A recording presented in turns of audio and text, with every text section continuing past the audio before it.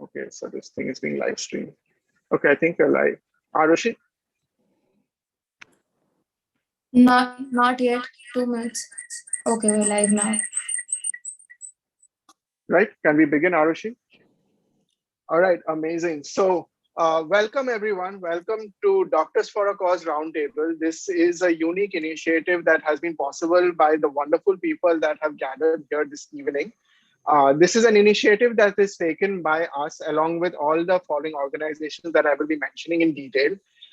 It is just a set of opinions on what has been going around us. It's time that we unmute ourselves, we say enough is enough, and we share our opinions, because we are the youngest minds over here, and we are the ones that can make a change should a change be required. So without further ado, I'll just introduce the panel. For this evening, I'm your host. My name is Dr. Anujit, and I'm one of the co-founders of Doctors for a Cause.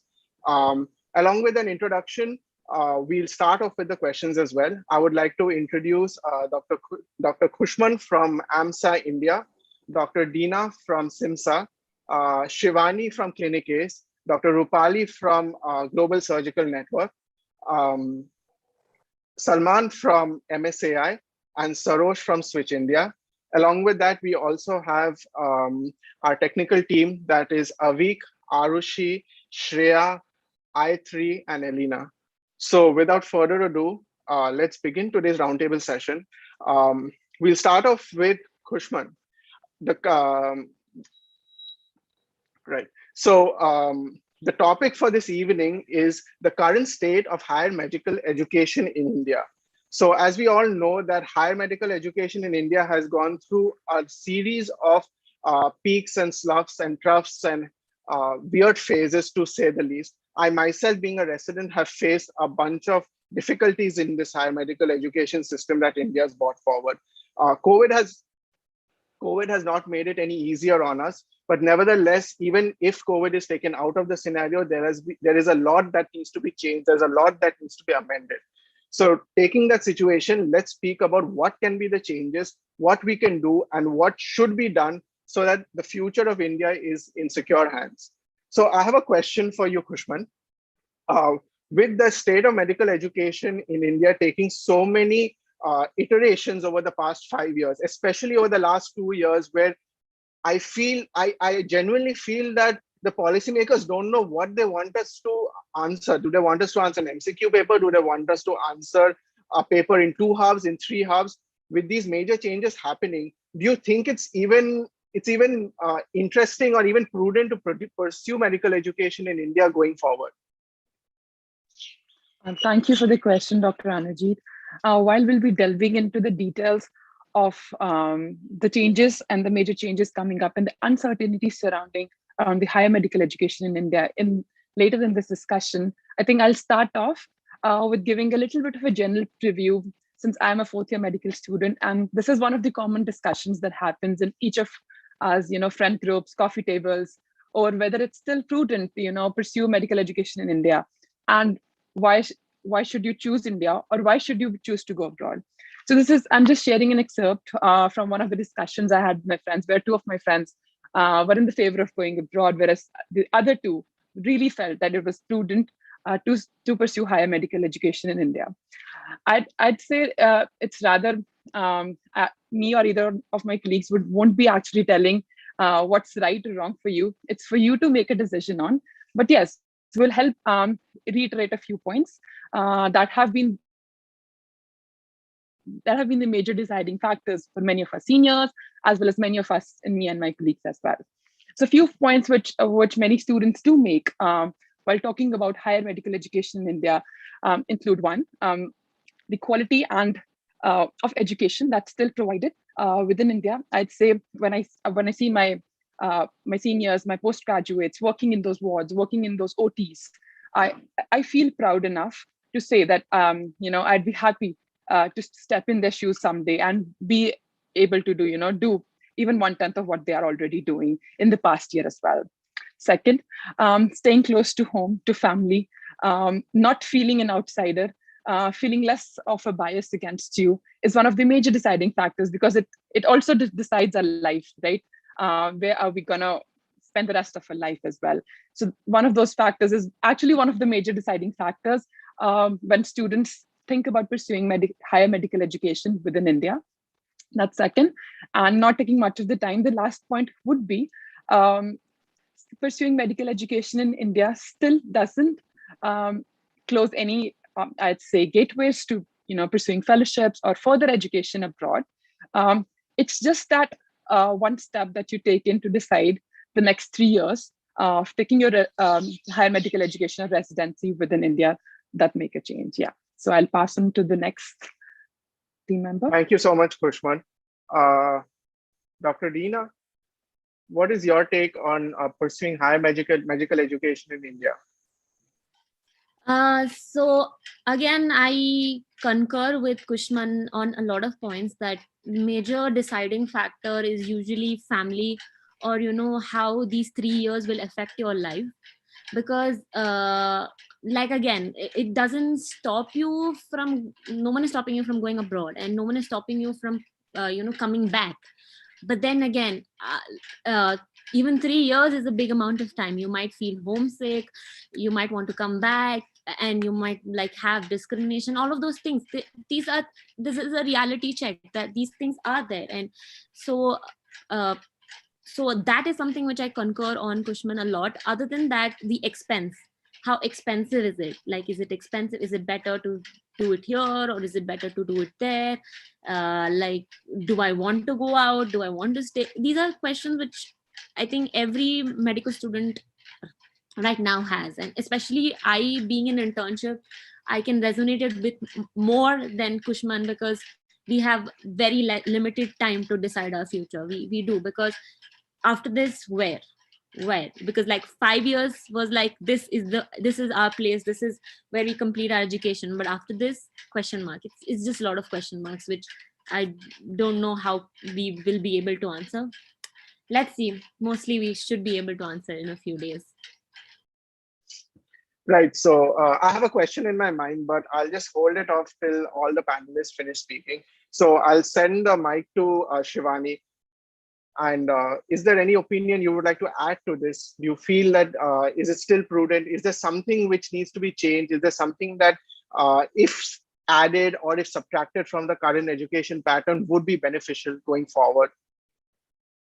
I feel the changes that our Indian education system is bringing, the new pattern of CBME, the new pattern of NEXT, they are very much adapting the Western education system. And they're trying to bring that education system near to you, closer to you, so that students from India don't go abroad and don't pursue those streams and those education systems, the quality of education over there. So yeah, this is definitely a start. But yes, people who definitely want to settle outside abroad, who see their future, for them, if their future lies there, if they think the quality of life is better over there, because definitely in India, there's a lot of pressure. There are a lot of stressors here in India. The quality that be it the behavior, the patient behavior. We have come across so many cases in the pandemic itself that doctors were attacked, or the health professionals were attacked. So they don't get the respect, the amount of respect, and the amount of the profession is so dignified, but yet we are seen as some as if we are not doing some sort of a favor on them, and they don't respect us much. So that's why I feel that's where many of the students, for the secure future and for a secure and more dignified in a dignified manner, people can perceive them. It is better over there in abroad than in India. Indian citizens are yet not, they have not, the mentality over here needs it will require a very long time to change. So it will happen, but for the ones who want to escape this reality of India, they will definitely pursue international exams, and they will definitely go abroad. It all depends upon the student where they see themselves. It's not as if that Indian education is not really good. It is very good. It is well acknowledged and recognized all over. The doctors over there and abroad, they want Indian doctors to come especially in the Middle Eastern countries, they are very much happy when they see that Indian doctors are coming and practicing over there. So it's not as if they don't need us; they need us. But yeah, even our own country needs us. But our country needs to the citizens. They need to understand that, you know, the profession is very difficult to begin with. The curriculum is difficult, the routine is difficult. We don't get time to spend with our families. And here we are saving others' families and others' relatives. So, still, if we don't get the respect, then there's no point staying here in India. So, I think most of the students are just going through this dilemma. That that's it. I just Thank had you this so point. much. I feel this is a really interesting insight where you're mentioning that it is in the hands of the students. The Indian medical education is actually a very sought after degree, especially higher education. And it is us as the students who it is in our choice, and it is very much dependent on the person of, and you cannot actually generalize it to the entire population. Rupali and Deena have raised their hands. So I'll send the mic to Rupali first, and then we'll come to you, Deena. Thank you, Anuji. So I have a different perspective because right now I'm an intern. So once you get out of the books, you sort of realize what working as a doctor is like. And it's Right. very different when you look back at your education and suddenly you see the gaps in it. If you look forward into into higher education, what you realize is that there is a lot of bureaucracy that comes in more than clinical practice, which is very difficult to deal with because there is a lot of paperwork to be followed, a lot of procedures to be followed, and your books do not prepare you for it. So in India, the drawback becomes that there are a lot of people to answer to, which distracts from your education. You are not making clinical decisions purely for the benefit of the patient. There are a lot of things to consider. There is a cost to consider, there is access to consider, there is availability to consider. So when you study as a medical student, you are told, okay, A, B, C, D needs to be done for this condition. That is not how clinical practice works. And in MBBS, we learn a lot of things about a lot of conditions. When you go for specialization, you have to understand if this specialization that you're interested in has a scope in India. So something like interventional radiology or emergency medicine or a lot of other fields which are not that well known in India, they're currently being developed, but something like emergency medicine is only available in AIIMS. So if you want to specialize in something which is not available in India or considered a good field, something like a preclinical field is not given as much importance in India, you would obviously want to go abroad where education is looked at more comprehensively than just exams. When you consider your postgraduate in India, it is very focused on marks and less so on your knowledge and patient interaction. When you move abroad, when you move to the West, they tend to focus more on how you talk to patients. Are you respectful? Do you maintain sterility? Are you good with your clinical skills? So being a doctor isn't passing an exam, which is what we're trying to get towards. So yeah, that's my take on it. I think this is an extremely pertinent take, that what the books teach you and what you face on your first day as an intern in the ward is a heaven and a hell of a difference. And I faced it myself and I can totally relate to it. Deena, do you have something to add to it? I saw that you raised your hand. Yeah. So I firstly completely agree with Rupali. Like every point what she said is totally true. I, as an intern, understand. Second thing, Shivani had brought up that countries like Middle East want more doctors. I disagree because I have grown up in the Middle East, and my just drawing on from my personal experience, my father is a doctor himself working in the Middle East right now. No, it's saturated. True. It's Okay. blunt truth. It's saturated. Middle East is getting saturated. Our father's generation, like, reap the benefits of it. But now it's very hard to get into the Middle East. Something like UK, US, Australia, Canada, maybe. I'm not clear on that. But since I am from the Middle East, I kind of have to disagree that no, that they are taking doctors most of the companies and the government institutions are taking doctors on contract basis because the COVID cases on the rise. But once that is over, they're going to kick you out. Blunt truth. And I do not know if that's the right language to use on such a panel discussion, but that's the blunt reality, which I believe whoever is seeing this needs to know. Thank you so much. I think all of us as youth and as the future of this country have to be blunt and have to be very truthful about what our opinions are. We are not here to sugarcoat things, and that was extremely well said. I still have one question. I'm waiting for someone else to address it. If not, I will address it. I'll just send the mic over to Salman now for his opinion. Thank you so much, Dr. Anujit. And the previous speakers very thoughtfully raised the extremely relevant points when it comes to, the fact that we all are at a crossroads, being in final year and being interns. We are at a crossroads where we are trying to understand if it's still prudent to pursue postgraduate medical education in our country. To be very honest, it all heavily depends on our personal priorities. If we want to leave our country, if we can afford leaving our country, if we want a different lifestyle than what we are living in right now, and if we want certain specialties which are not very well developed or are in the stage of development or are more popular in the other countries. And also for many people, their priorities must be working for the betterment of the healthcare system of our country. And we should truly respect them because they are here, staying and deciding to pursue their higher education in India and, having plans for developing our healthcare system. And it's very, very subjective. It all narrows down to our personal priorities and what we wish to achieve towards the end. Thank you so much, Salman. I totally resonate with this.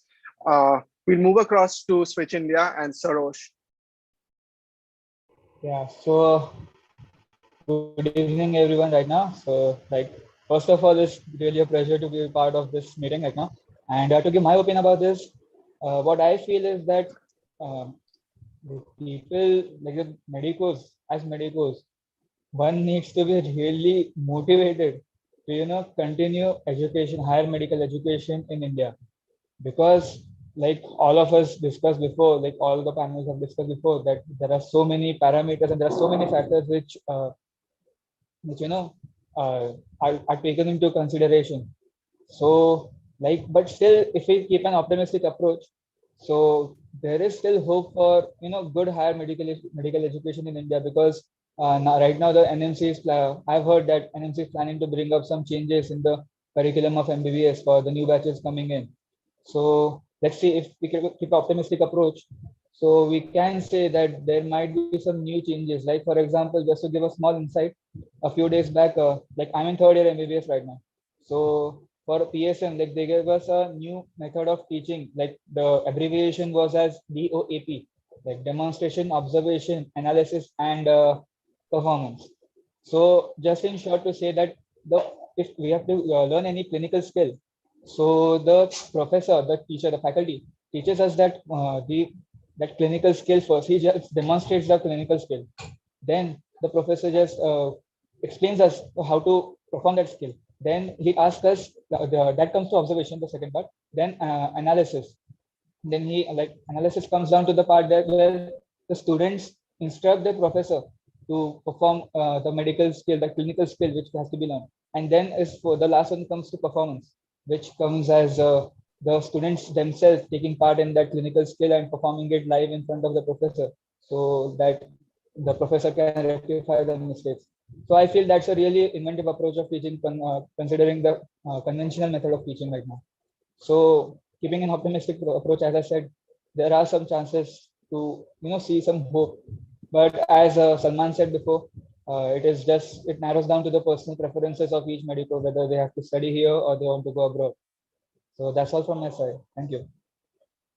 Thank you so much, Sarosh. I completely agree with this whole integrated approach that India and a lot of colleges have been putting forward recently. But the question that I had was very interesting.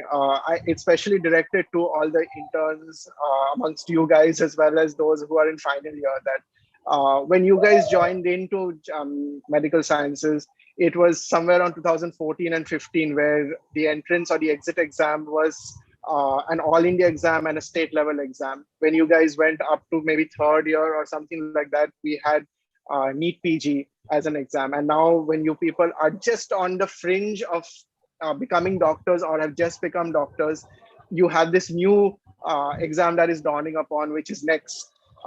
Doesn't it infuriate you to have so many changes when you people are going through this one curriculum and keep hearing this news? I mean, I'm on the other side, so I just want a quick remark from people. Like, how angry does it make you every time you see the news? Like, isn't there something that we can do? I'll take Dina first because she raised her hand first. So I think we are the most unlucky batch because 2016 Every batch says that. No, like I would say that because we were the first one to. I thought I was the most unlucky batch. Anyway, sorry for cutting you off. We were the first one to shift from state and AIPMT to NEET UG, and then this medical education system has been changing every now and then added to that the pandemic, which again we're not going to dig into too much, but my perspective is external factors are not in our hands. We can't change what is on the outside, but what we can do is be patient, study what we can, and just give our best shot to whatever exam is there out there, and just let faith guide the path. Because if we are infuriating, we're just cutting down on our time of preparation. Instead, forget about that and prepare whatever material you have, because it's medical sciences. It's the same thing. It's anatomy, biochemistry, physiology. I know the patterns keep changing, but the concepts remain the same. So I think that is the best way to look forward to this. That's a beautiful reaction. I mean, all the smiles told me the hidden anger that was in all of you, but that is the most level-headed approach that we can have, because actually whatever's happening is affecting every student. So nobody is extra special or extra unlucky in this scenario. That's very well put. I'll take up Sarosh because he raised his hand as well. Yes, just to answer your question, yes, to be really very honest, it does infuriate us. And like in the news, I heard that the 2018 batch, which I am in currently, is going to be the first batch who is going to face next. So, like, do you feel you're the most unlucky batch? Yeah, I feel that too. But let's see what happens. Like, it is really exciting to see, like, we have a new curriculum coming up. So it's so unpredictable, yet exciting, yet infuriating. We can't say anything right now, but definitely we have to see what happens next in next exam. Okay, great. So keeping our hidden rage aside, we'll move on to the next question. And for the next question, I'd like to start. Oh, wait, Salman raised his hand. Salman, you can just add some closing points. Yes. So just to summarize what was previously mentioned by all the speakers, the uncertainty surrounding NEET and Next is surely a grave concern, and it's very infuriating for each medical student, be it from the 2016 batch, 17, 18, and so on. I'm from the 17 batch, and I still don't have an idea if I'll be the first batch giving Next, or will 18 be the first batch giving Next. And to summarize this, I know this change is important, and we are constantly upscaling our medical education, and with that, with these changes, there are some batches that have to face the pros and cons. Some casualties are required. That's what you mean to say. Yes, and I was coincidentally also in the batch that was the first batch to give NEET after the confusion of the state exams of the batch 2016, the sudden transition to NEET phase 1, phase 2, and then after that full the batch having NEET for the common entrance exam all across India. Right. I feel that sometimes it is one step forward, two steps back. But then again, we are trying to take the steps forward, and that's what we need to keep in mind. All right, so moving to the next question, I'd like to start with Shivani this time. So this is something that has been addressed just now, but I feel it needs to be addressed in a bit more detail. So with stringent COVID laws that have applied, I feel that higher education in India has found a bit of a renewed importance, because as a lot of people mentioned over here, with stringent laws and with the current financial status, it's not always possible to take the abroad exams and go abroad for higher studies. So what is your take on this? Do you feel that there is a silver lining somewhere here that we should look out for? Definitely, like I do agree that there is, in a longer run, this is going to bring a big revolution and big change in our education system. And as Dina mentioned, that Middle Eastern countries are going to kick us out soon. So I think that this is a good opportunity for the Indian students and doctors to come back home and don't go anywhere. Just stay, study in your own country, practice in your own country, serve your own country. Because this is the point which Dina picked up. It's not about just the Middle Eastern countries, it's everywhere. This insecurity is going to be everywhere. Whether you go to US, UK, Australia, or any country, home is home, right? Here in India, no matter what, you can still face difficulties and obstacles, because here you have your support system, here you have your family. How Kushman and how, previously in the previous question we discussed these important factors, and coming from this from a background where family is such an important factor, I think so it adds on and it gives you the energy and the optimistic perspective to face all these obstacles and struggles. There, when you are all alone, who will support you, who will cook food for you? You have to do everything on your own, and it gets very difficult. It is a very it is mentally also, it affects you a lot, and it can hamper your journey over there. So yes, definitely I feel that the next exam, that the pattern that they're changing, yeah, we are the collateral damage, but yes, we'll take it one for the team. And it's good for the students who are pursuing the UG, like the new upcoming the fresher batches. It's going to be good for them. So definitely, yes, I do agree there is a optimistic perspective towards this. Right, right. So there's no place like home. Yes. Okay. Where is Global Surgical Network? Rupali. Yeah. So thank you for passing on the mic.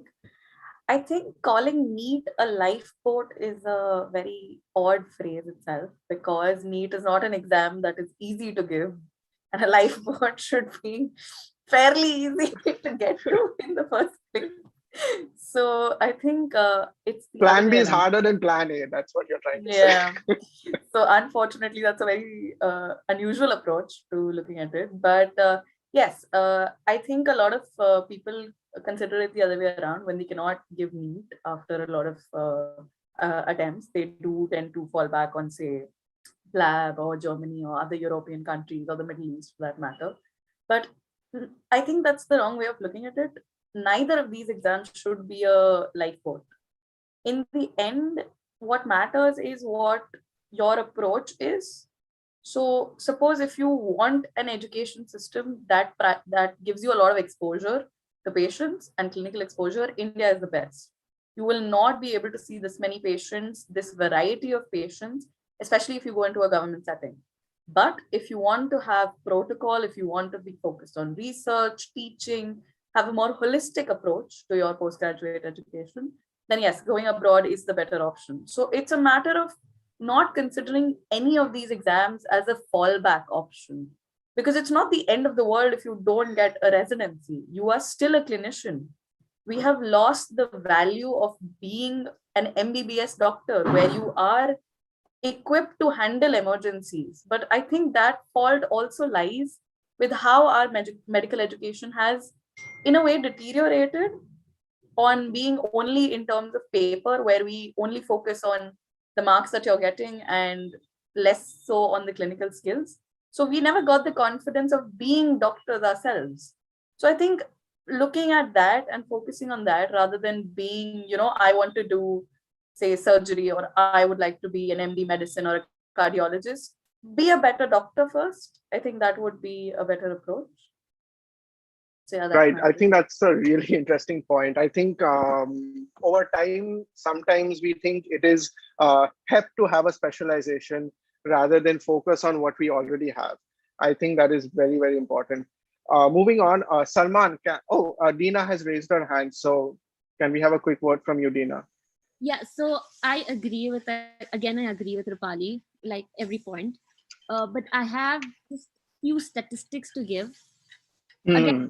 not to demotivate anyone from taking like NEET UG or pursuing abroad, but the ratio of those who get a PG seat in India is very much lesser to the ratio of IMGs taking getting a residency match in the US, or even getting a medical training of or any sort of a specialty match, or like a seat or something, what you call that, in the UK.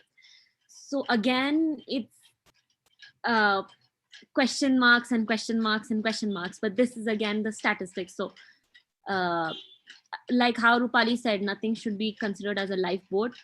Anywhere you go, you doctors are tested, because being a doctor, when you are a doctor, a life is given in your hand, and at many points in your life you are going to be questionable uh, for someone's life. So I think as Rupali closed her statement, that we should focus on being better doctors and not passing exams and being specialists. I think that is what has to be taken away from here. Absolutely, I completely agree. I mean, the last day of final year and the first day of internship, that is the biggest turning point in a medical student's life. It is not his residency, it is not the first day in an art class, and it's not definitely the first day in the labor ward. It's that change which, if the person can absorb it and understand the true value of it, it changes a lot in that person's life. I'll go to Kushman and then I'll go to you, Salman. I think just picking on a few points that Rupali and Dina raised over, as to, being an MBBS doctor has lost this value. So just looking back at a few things, I think if we talk about our grandmother's generation, most of the best gynecologists, or, many of the doctors, they were just MBBS doctors, and, they were considered the best in the towns or the cities. What changed this trend was, I think, something that gradually happened over years, wherein it was something that was instilled. Being a third year or fourth year, you might have heard somewhere in the word telling, maybe a PG or, senior telling that you're going to learn this when you don't need to do it now. You're going to learn this when you go into the specialty of your choice. So those things, what transitioned into having a mindset of, doing in a specialty for sure after MBBS, otherwise you will not be valued. And the second reason behind that is the number of quacks that have risen up in India has actually led to the decreased value of MBBS, with Ayush and many other branches also stepping in. That has even the more reduced the value that an MBBS doctor has. The 5.5 years of hard work that we put into and getting an MBBS degree itself. And besides, I think one of the drawbacks that Next has brought in is that everyone being scared of what Next is going to bring on the table is, everyone has shifted their focus from being better doctors or being clinically more sound to being theoretically more sound, being ahead in the competition is what I'd say. Everyone has shifted their focus from rather learning in the clinics to saving their time on and moving over to, getting those questions done, those MCQs done, and being more theoretically sound and getting more scores on the test banks that people do. So that's something that has changed. And adding on to the question that was being talked about, it has NEET acted as a lifeboat of sorts. I think it's currently, if I'd say, neither of them has acted as a lifeboat, because NEET has been delayed by 8 months. I'd say it's happening on 11th of September. And there's a similar scenario for the people who are giving, other foreign exams. And the loss that has happened is that with other countries have stopped accepting students for externships, for clinical rotations because of COVID, which has led them to having, a little bit of a dubious and more insecurity in terms of whether they will be accepted, because the stringent laws, as we were talking about with Pathway 6 coming in USMLE, and it has even more, increased the burden and increased the insecurity. But at this point, I'd say for the people who are appearing for exams, I wish them the best. It's like, I think all the votes look the same to me from a third person perspective. Yeah. Right. I have so many emotions that were trying to pour out when you mentioned the term quacks, but I'm just trying to hold it in, keep it for another roundtable session, because when a quack prescribes contradicting medication and it comes to me, I really want to destroy something. Anyway, we'll keep that aside. Salman, we'll go to you. Thank you so much for giving me the floor. So as Kushman rightly mentioned, clinical skills and bedside manners are losing its relevance, and theoretical knowledge and being competitive is the new norm. Clinical now paper patterns and course for exams like or rather formats for exams like PLAB, which is going to be UK MLA in a few years, US MLA and NEET PG are very different. And with the ever increasing competition and also a disproportionate increase in the UG medical and the PG medical seats, it becomes too stressful for students to be confident about them getting a residency spot domestically as well as abroad.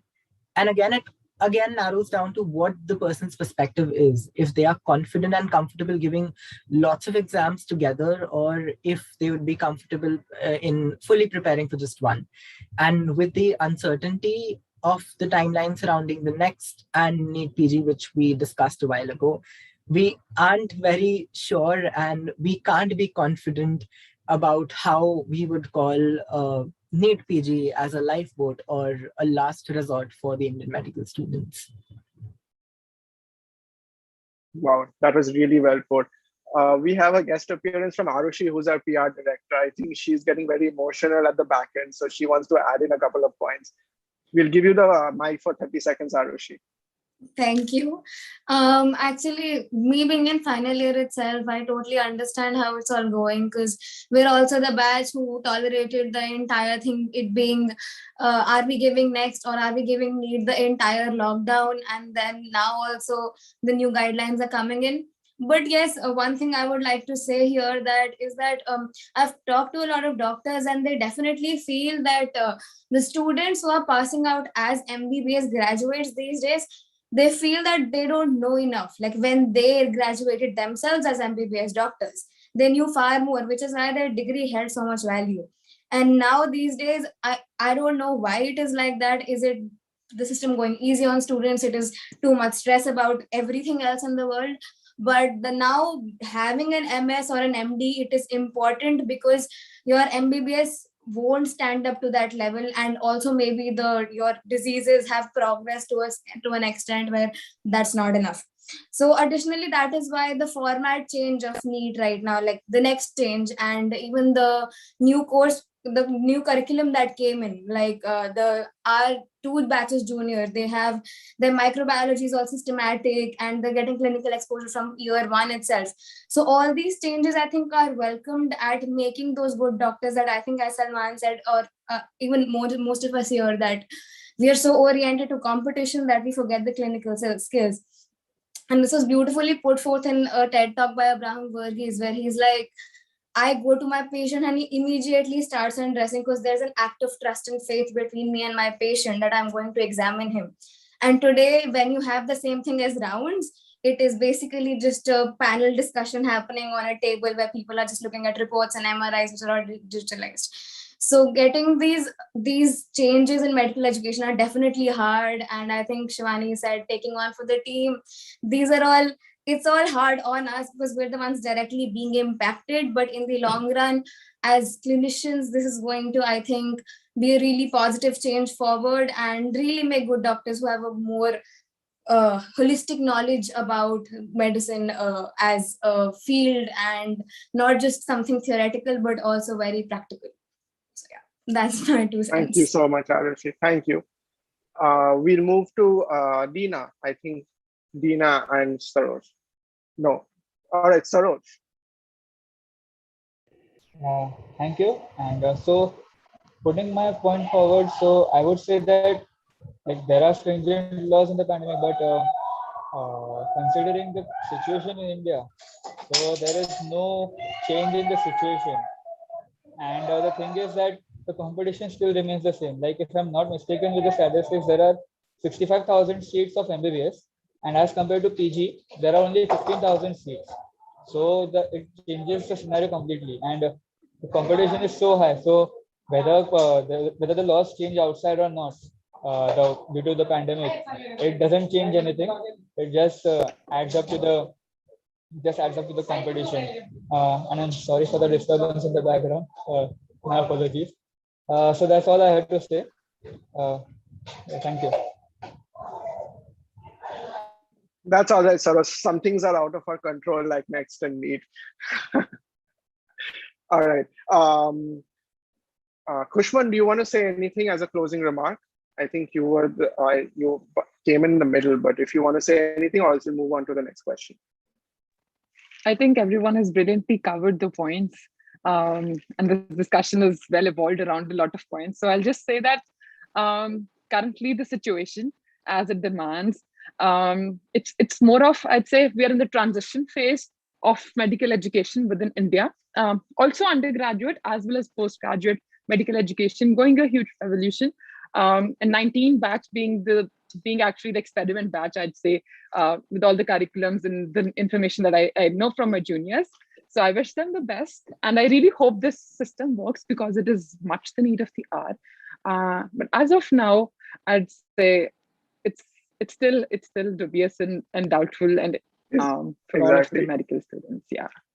Is it a new dawn in medical education? Only time will tell. Yes. Right. We'll move on to the next question, which is a very interesting question. It's something that my professor told me after my COVID duties. It's basically with the entire medical force of the entire country just being literally pulled in for COVID duties. Our final year and third year students becoming COVID BS instead of MBBS, our interns becoming COVID graduates, and our postgraduates becoming COVID postgraduates. It's really hard to tell. I have very little knowledge about my subject and more knowledge about oxygen saturation right now. And do you think that India will end up producing more COVID graduates than MBBS graduates if this goes on, or especially in the last year? And will this have some sort of a domino effect going forward? This time I'll start with you, Rupali. So I think there was a phrase that I once heard that said, we are the batches that have been lost, because we never really got a lot of clinical experience. So, my seniors, when I talked to them before the pandemic hit, they would tell us about how hectic, final year would be, because you would have to do your rotations, you would have to do theory exams and all of that, with running around, trying to make sure your journals are complete, you've seen enough patients. We didn't have any of that. So we never got to see, the patients of ascites or the patients with, heart diseases, cardiac conditions, valvular diseases. We just read about them in the books. Even now, a lot of interns at the beginning, when the pandemic was at its peak, were posted in COVID duties. So they learned brilliantly about ICUs and ventilators and monitoring and looking at graphs for hours on end. But they never learned how to deal with the common conditions that actually show up, the emergencies that we're seeing now. How do you deal with an intestinal obstruction? Or how do you deal with, say, retinopathy or something like that? The unfortunate part is that there is no way around it. You have to understand that when you're in a pandemic, the pandemic has to take priority. There are other ways of learning. We are very lucky to be in a generation where we have access to so much content in terms of videos, in terms of learning material, that yes, there are ways to learn. That's how we passed our final years. We did not have access to patients. We did watch just videos and we tried to learn how much ever we can, even without touching a patient. So yes, in some ways, we are the batches that have been lost. But again, it's upon the student. If they genuinely want to learn, if they want to get those clinical skills, MBBS is not the end of the world. There is a long life to learn these skills. You can always come back. You can always, see patients. You can always volunteer for duties to understand what seeing other patients is like. So it's not like if 1 year you didn't see these ascites patients, you'll never see an ascites patient in your life, considering how common alcoholism is. So it's not the end of the world. Yes, it's a shame, but it depends on your motivation and your perspective. Thank you so much. I think perspective is a really hard-hitting point over here. Perspective changes a lot of things. And going to the earlier part of what you said, I think every third year or final year is tired of hearing from their senior about how life was before COVID. And every intern is tired of hearing from a post-intern about how many channels and how many blood works and how many ascitic tabs the previous batch did. And every first year resident that came in is just absolutely fed up of hearing it from their seniors about how life was before COVID hit. I think that is something which will never see the end of day, even as we go forward. Right. Salman, I move the mic on to you. Thank you so much. So as far as, us being considered COVID graduates rather than MBBS graduates at this point is considered, my answer would be a yes and a no. No, because although COVID did take a toll on many aspects of our clinical skills, it was the global need. COVID has been sweeping across the world with force enough to require its own workforce to tackle it. And it was truly the need of the hour. And to tackle the crisis caused by the pandemic, we had all hands on deck. We had specialists, we had residents of different branches who had to take up COVID duties. And currently, doctors are being torn between the regular duties and the newly added duties by the COVID-19 pandemic. And truly, the focus of medical students acquiring relevant clinical skills in various departments of the internship has also been affected. And being very honest here, barely anybody was in the headspace to learn more. Barely anybody was, having the right frame of mind to learn and study what is normally an extremely important part of our internship or final year of medical school or our clinics, because one is exposed to the practical aspect of being a healthcare professional, which itself is very overwhelming during the current pandemic times. And for all of us, surviving COVID and possibly working in a COVID setting was at the topmost priority, and everything else took a backseat. Right. Okay. Thank you so much. Dina, do you have something to add? Yeah.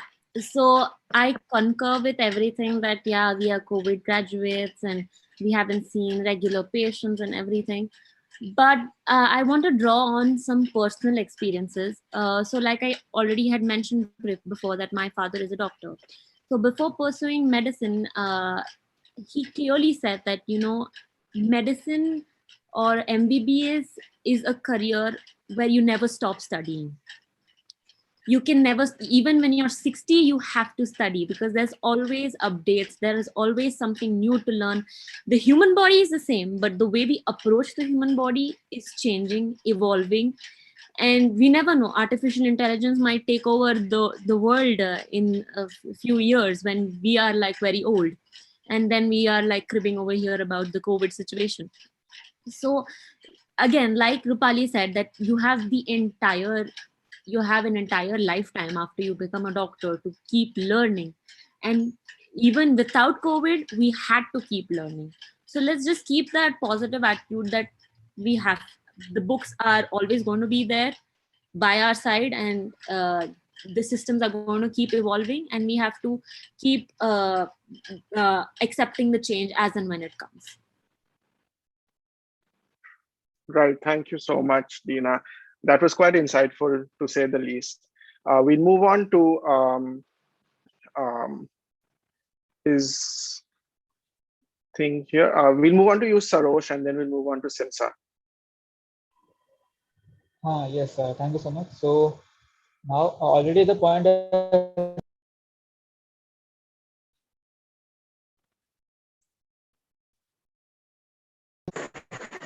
sorry for the interruption. Yeah. So as the point has already been discussed, that there is less exposure to clinical skills as compared to it was before the pandemic. But so I'll just narrate an incident. Like there's one of my father's colleagues. He is a head of department in orthopedics in one of my hospitals in the hometown. So he just said that like he's been providing fellowship degrees and everything in orthopedics for the resident doctors. So he told me one day that that the resident doctors who are pursuing orthopedics have been shifted to do COVID duties. Like there are interns and final years who are being classified as now COVID graduates, you can say, but there are also resident doctors which are involved in it. Like after lockdown, that those resident doctors, instead of learning about orthopedics, they were just going about in the green zone and the red zone and the ICU, checking about in the COVID patients. So that took a toll on uh, on the career. So what I feel is, yes, it has taken a toll. The pandemic has taken a toll on our education, and there is really a loss of clinical skills. And not just the 15 and 16 batch which have been more open, more to this more for this COVID duties, but also the resident doctors which are also involved in this COVID duty. So yeah, that's the thing. Thank you. Thank you so much. I can speak for myself being a resident. It's been nothing short of a nightmare that would not end, to say the least. Kushman, I'll take the mic to you. Right. Thank you, Dr. Anuji. Sliding a little bit away from the question here, just to add 30 seconds, something of what I felt. I was a third year student when COVID hit. Of course, like every other medical student, I was sent back home. And for 8 months long, I was home taking online classes that the university provided and doing everything online. So when I came back, I kind of developed this, I'd say, fear or insecurity, thinking, how would the patient interaction be? If I'd still be as much comfortable as I was talking to the patients, 8 months earlier, or will things change? That kind of insecurity kind of fits in. And I was really grateful on having my first encounter with the patient. She let me examine her, an ascitic patient. And after that interaction, I kind of started to feel grateful to every patient that I was able to examine.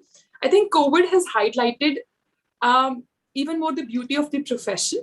Every time a patient allows me to examine him or her, at the end of the day, I feel grateful, thinking if I would have been that patient, or if I would have been an attendant of the patient, I would not be as much comfortable as somebody who was allowed an undergraduate like me to examine them despite their pain.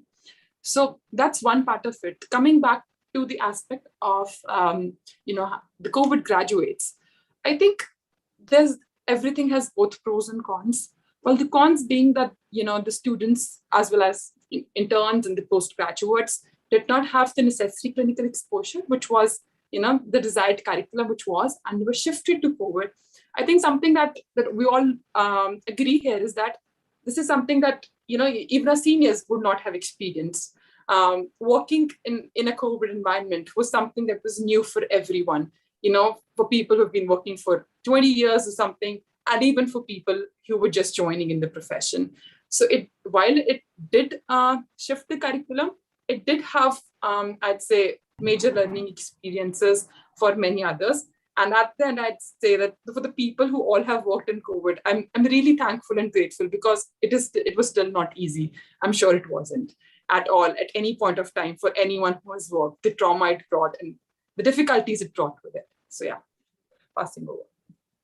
Thank you so much. I really applaud that point, because COVID was so unbiased when it came. Whether you were an intern or a final year or a resident doctor, you still had to start from scratch to deal with a COVID patient, because it was so new. You did not know what to do. Everybody was learning together. So somewhere down the line, there was some sort of an interaction which can be carried forward. Okay, I have one more bit to add, but I'll add it after Shivani goes ahead. Thank you, Dr. Anujit. So beautiful points, pros, cons, everything has been discussed. I just want to add one more thing, that yes, apart from the learning, the highlight of COVID being that yes, it was a learning experience, it was also a very important highlight of this pandemic was that exams were delayed, everything was delayed. The only thing that came in action was your clinical skills and what you know. be it a final year student, be it an intern, resident. At the end of the day, your priority was how can I save this patient of mine? What should I do? It challenged everyone, not just the resident doctors or interns or final year students, but even big specialist doctors and even other researchers and scientists and doctors. Even they couldn't understand what is this. So yes, like Indian people and Indian students always run behind these competitive exams, and they forget that no, it is all about the skills that I learn and the skills that I gain. So I think so COVID was an eye opener. The situation was an eye opener that no, apart, yes, I have to crack those exams. That is a part and parcel of my life, be it now, be it later. It's always going to be there. But I also have to focus on my clinical skills. And at the end of the day, I have to become a good clinician, a good doctor. And maybe now, maybe later, my only goal is to be that goal should be that I should save my patient, and I should work towards uh, making sure that he is safe, and whatever issues that he has, it has a solution. So that is my take on this entire question, the situation. Thank you so much, Shivani. I really resonate with that point because there was a hard pause in all our lives with COVID. But the fact that to some extent we are all some COVID graduates in some way or the other is actually quite helpful, because I personally feel, this is my personal take, that maybe 3 years or 5 years or 7 years down the line, along with taking a past history for diabetes or for hypertension or for dysthyroid, I think we'll have to take a past history for COVID. And just like we have to study diabetes in detail to know what to expect from the systemic causes, as well as the changes in the eye, the bones, the brain because of diabetes, we'll have to know the details of COVID. So the little bit of knowledge that we are so-called forced to know in these couple of years, I think will reap immense benefits for us compared to somebody who was not sensitized to COVID right now. Maybe a graduate who's going to enter into his first year MBBS in 2022 or 23 will not face COVID. Maybe that person who has to deal with a post-COVID complication 10 years down the line will be at a disadvantage compared to us over here who've actually been forced to know a lot about COVID. So there is a silver lining over here. That's really nice to know. All right, coming to, I think, what is my favorite question of this entire panel discussion, and I'll direct it to Salman. Along with all the toils that a NEET PG aspirant has to go through, along with managing studies, as well as clinics, as well as these entrance exam institution exams, as well as family life, as well as a proper social life, there is one hidden casualty which I have seen nobody, and I repeat, nobody talk about. And that is the mental health of an aspirant taking up higher education in India, be it a first year medical graduate, be it a final year, be it an intern. What is your take on the same? Is mental health the hidden casualty which nobody talks about? Thank you so much, Dr. Anujit, for asking this question, because it's not only very relevant to all of us here, but for me personally, it's close to my heart. So mental health in general has always been an elephant in the room in our society since a very long time. And it's very recent that people have been openly talking about mental health and consciously making an effort to include mental health in our daily conversations and normalizing it. But at the end of the day, mental health is still a taboo in the Indian society. I'll be throwing in a few statistics that were derived from an activity called Semicolon that was conducted by MSAI volunteers across India. We had a pre-event survey of the incidence of depression, anxiety, and stress and suicidal tendencies of medical students from the first year of medical school till them being post-interns. And out of around 3,300 medical students who had participated in it, around 1/3 of them fell under the category of moderate to extremely severe depression. 47.3% were under the category of moderate to extremely severe anxiety. And again, 1/3 of them fell under the category of moderately to extremely severe stress. These statistics were of the year 2019. And with certain degree of confidence, all of us can agree that the COVID-19 pandemic would have aggravated the existing mental health issues, not only in medical students and healthcare professionals, but also across various population groups in our country. And medical students and healthcare providers have been a vulnerable group already, and we were not only affected by uncertain academic schedules, but also COVID duties and other personal obligations too. And I do agree that mental health is a hidden casualty here. Thank you so much. I think these statistics are really alarming. And the fact that you brought them up over here is something that we can all ponder about, because most of the times we feel that it is there amongst us, but we do not know the extent of it. So it does not have a tangible impact in our conscious mind. But numbers are something which have a huge toll. As human beings, we relate a lot to numbers, and numbers speak for themselves. Thank you so much, Salman. I'll move the mic on to Dina. I agree with Salman, and I agree with you, Anujit, too, that numbers speak volume. And it's quite astonishing that this amount of medical students were already a vulnerable group. And the COVID pandemic definitely has increased, and new terms like eco anxiety has also come up. And these things like climate health and just eco anxiety is what I was going about. So I do not know what more to add to this. It's alarming, astonishing, and something which has to be addressed.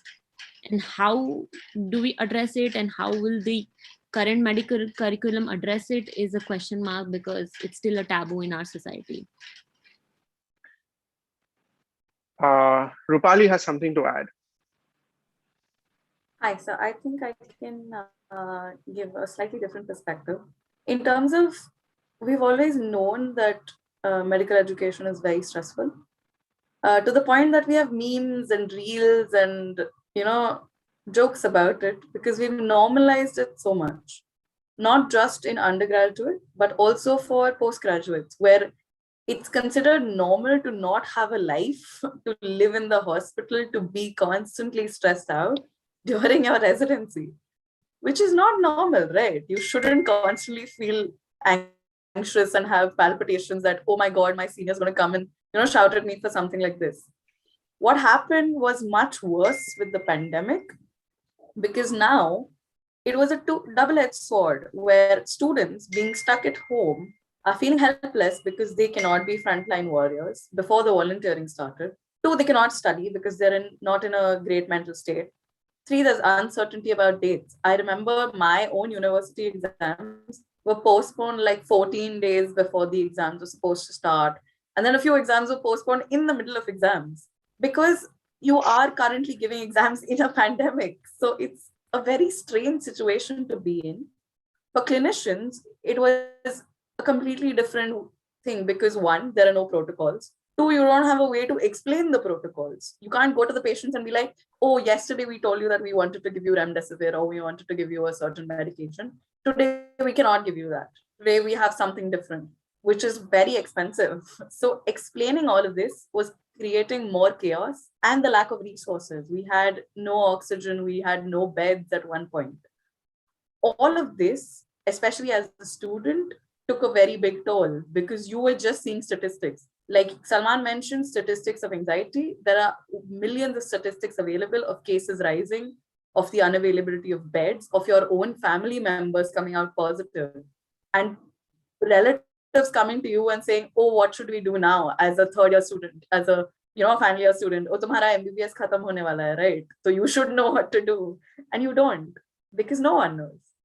So dealing with all of that and dealing with your curriculum at the same time was a lot. So I think making those allowances for final years, for especially the students even now, and those who are appearing for NEET, is very important.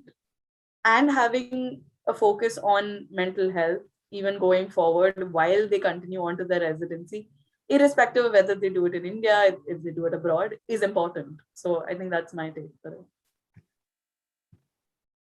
Right, absolutely. Also, as medical students or as doctors in the last 1.5 years, I think we're expected to have the answer for every single thing, and that is sometimes just not possible. I think for everything, there somebody will read something, and we are supposed to have the correct answer in the correct paraphrasing with the correct statistics. And sometimes we actually answer from common sense, and that is the correct answer. So sometimes the answer is I don't know, and that is completely okay. Whether it is about the exams, whether it is about COVID cases rising, whether it is about am I positive, or whether it is about can I take the vaccine or something like that. That is something that I think needs to be driven home. Avik from DFC's team is I think as a special guest, just wants to say a couple of words. I'll give you 30 seconds, Avik. Yes, thank you, Dr. Anujit. I think I absolutely agree with Rupali that we have normalized the mental health struggles of medical students and doctors to such an extent where we have romanticized it. We've actually romanticized the mental health struggles where it is actually considered abnormal if you have a life. For example, I remember when I was, for example, there was a phase when I used to go out with my friends and I was having fun. At that time, at the back of my head, I was like, no, what the hell are you doing? You're supposed to be back home and you're supposed to study, right? So like the situation has been normalized to such an extent that we lack self-confidence, and and that is true that no matter how much ever we study, we'll have more to learn. But our struggles and the lack of a life have been so romanticized. So yeah, that will be my 2 cents on the topic. Absolutely, that's a really interesting addition. It reminds me of you want to say something more? Yeah, there was one one meme I saw, or rather, I think I made the joke. The joke was something on these lines. I would, as a medical student, I would tell you how bad my life is if I had one. Yeah, absolutely. It's fancy to say these kind of things, but below the iceberg, it's not that cool going forward. Arushi, 30 seconds. Yes, I actually thank you so much. Actually, I want to add to your point itself about your families expecting you to know everything that you you enter MBBS and suddenly you are the doctor. Especially if you're coming from non-medical backgrounds, like where there are no doctors, the expectations end up being there on you, and that just I remember in COVID, this kind of brings together your mental health, your COVID and education all together in one point, where there are expectations on you from others. There are expectations you have on yourself. And then there is your education, which is sort of stagnated no matter what is happening. And when you want to be studying and you want to become a good doctor, but there is you do your best being at your third year or your final year or your second year, that at that time we're doing our best and we want our we want our entrances, we want those seats, but at the same time your family will ask you a random thing. You probably don't know it. You may know, you may not know. And then even if you try to just Google a little thing that not like what to do about it, but just for clarification, they're like, will you just become a Google doctor in the future? I mean, can I really ask you anything? So it is hilarious at the point, but at the same time, it feels so terrible that, I am trying my best, and yet it is just, if I'm still being looked at as a Google doctor, I mean, why am I really studying altogether? So this happens. At the same time, it also puts your own knowledge in such perspective. Like in lockdown, my something happened at home. It was an emergency, and then I was like, wait, what do you do in this? So that is the moment where all your clinics, all your skills, all your experience just channels into that, this is the moment, and those are the moments that actually string together and make your medicine career. So yes, it is a taxing mental health, but we just deal with it, and as Avik said, we just go ahead and somehow find lives for ourselves in the middle of everything. Emotions pouring in from the DFC team, I can see that. Kushman, I'll move on to you. You raised your hand. I think lovely perspectives have already been brought in by my colleagues. But I'll start off with 2 words I have in my mind.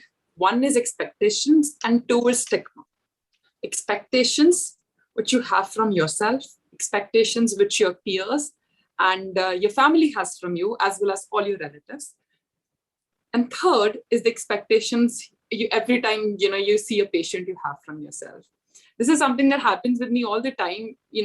Randomly a friend asks me a question: what is the gene involved in DMT? Just a random thought that came in my mind, and it suddenly breaks me into dismay, thinking, oh my God, I do not remember that. It might be something I just read a few days back, and I cannot get in the back of my mind, and I might feel stressed out. And this happens with all of the students. A professor asked you something, and they could not remember it, and they felt so much of a guilt. Second, moving over to the mental health aspect of it, is stigma surrounding the need to seek for mental health help, stigma surrounding people who seek therapy, and stigma for seeking therapy itself. It's something that's so big. I remember one of my psychiatry professors telling in the class that I have many of your friends and your seniors who come to me on a regular basis, but the first thing that when they come on the first session is, the professor, please don't tell any of my friends or any of my classmates or anyone in this university that I came to you to ask for help. And that is something that is the problem. And now that adding on to the stigma that surrounds COVID-19, or that surrounded COVID-19 last year, you can imagine what a disaster was that. There were mental health issues, already existing in medical students, related to X number of issues. As I mentioned, expectations, matching up to those expectations, leading to those mental health issues, matching up to many other extracurricular requirements and research.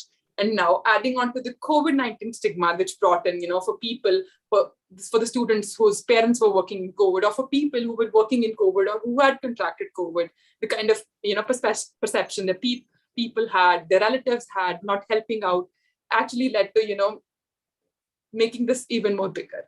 And still, the stigma to ask for help, to ask for therapy, I'd say maybe, that it's something that's something we have been brought in, is that deal with it. Something you might have heard, even our friends telling or our families telling, you have to deal with it. That's what you got. But the moment we start normalizing asking for therapy is the moment, it's going to be a lot better for medical students, is what I feel. Yeah. So. I think that's a really, really important point. Deal with it is the worst thing that we can tell anyone, whether it is our colleague, whether it is our junior. I think the biggest mistake that we make is that I also did it, you can do it. It's not 2 + 2. It's not an exact science that if one human can do it, another human can. I think that is the biggest mistake that we make. And I hope people who are listening can take this message home and can correct someone if they hear it around them, that it's not possible for everyone to deal with it. That's very nice. I'll move on to Dina and then to Sarosh.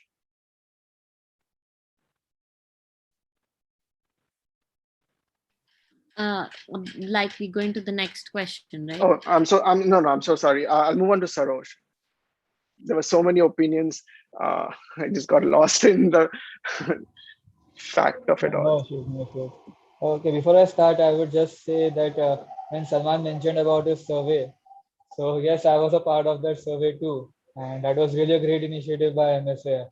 Also, there's this Inside Out avenue of Switch India, which works towards destigmatizing mental health.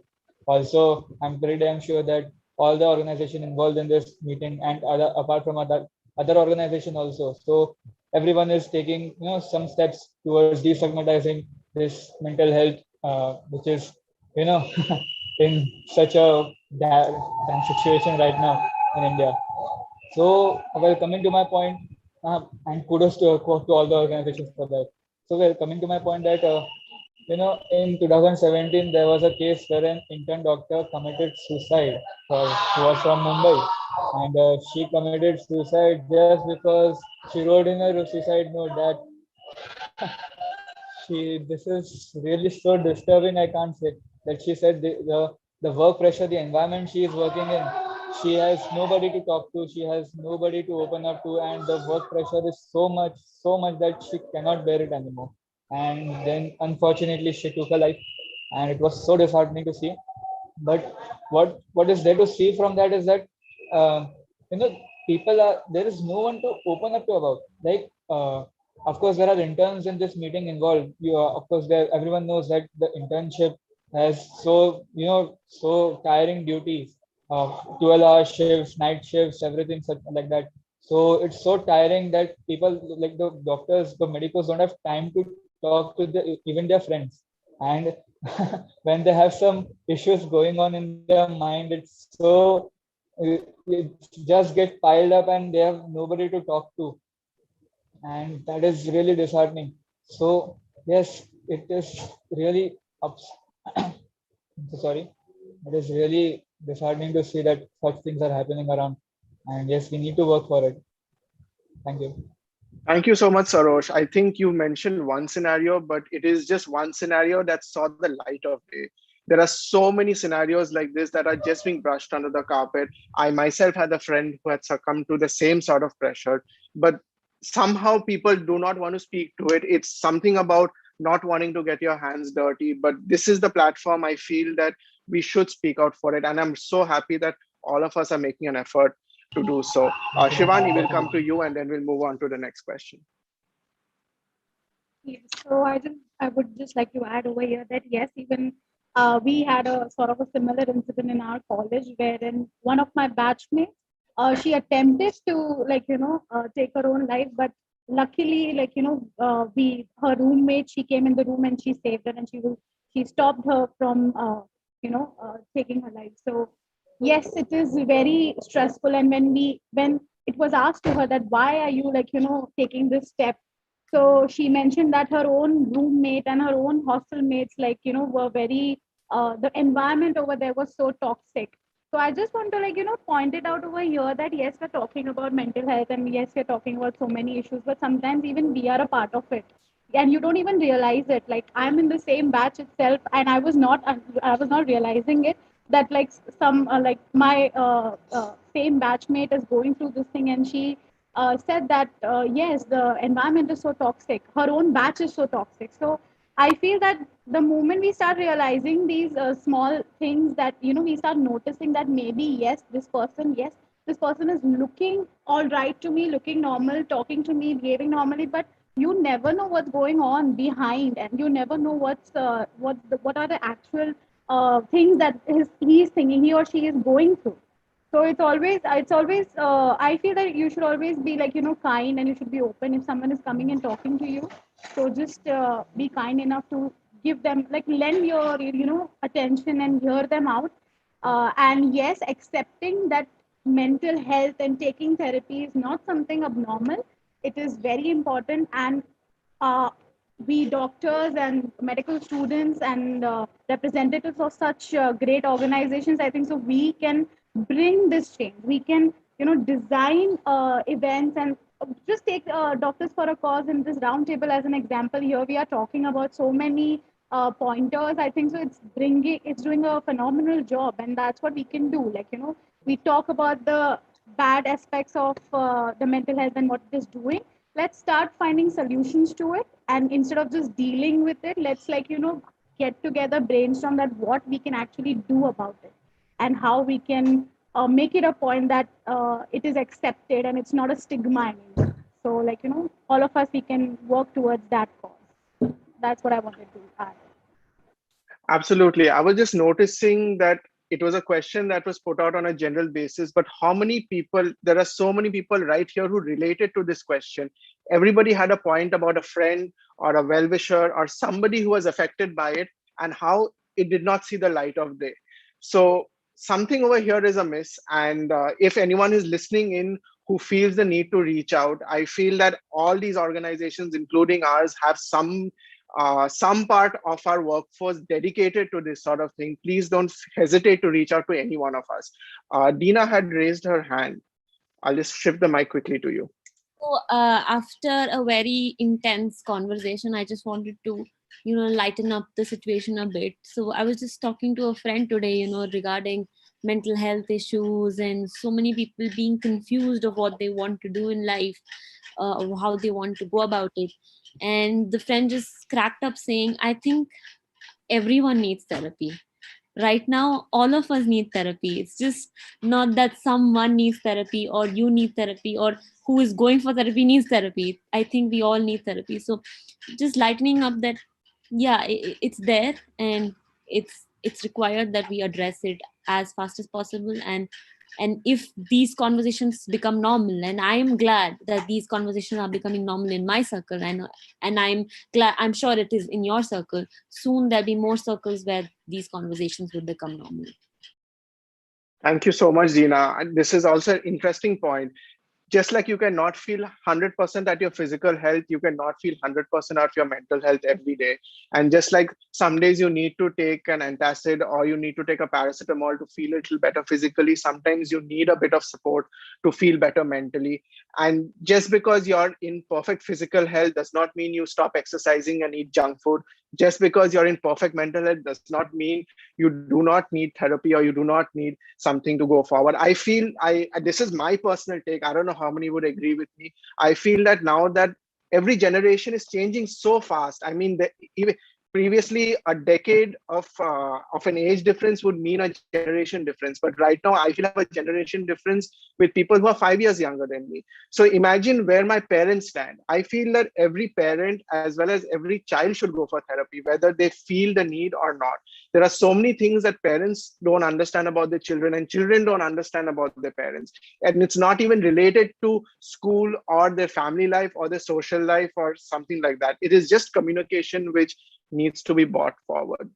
But yes, definitely mental health is a casualty. I am so glad that we are talking about this. I'm so glad that there is something besides NEET that we can talk about and we can bring to the light for those listening in. With that, Dina, I'll direct the next question to you and then we can move forward. So there's been an apparent mismanagement of duties with people being pulled into COVID duties, etc. Other than that, it is no hidden fact that there is a lack of infrastructure and a lack of healthcare around the country.